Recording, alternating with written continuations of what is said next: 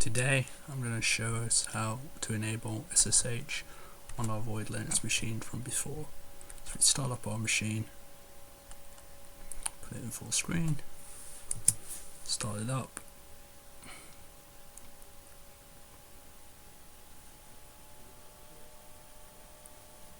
It should be starting now. Log in.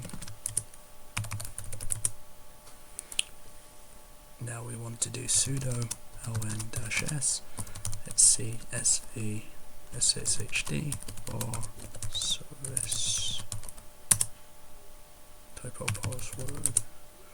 If we just go to service ls, we should see that we have SSHD daemon enabled. We can check it out with sudo sf status SSHD and it's up.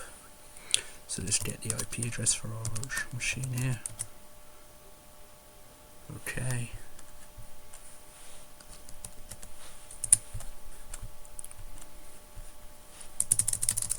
Let's move it up so we can see. Go on the terminal. We can type in SSH sam at 192.168.122.192. Say yes to our password. We set up NF. You see that's all shipped into our virtual machine remotely, and we can do NF info here, and we can see that it's the same machine,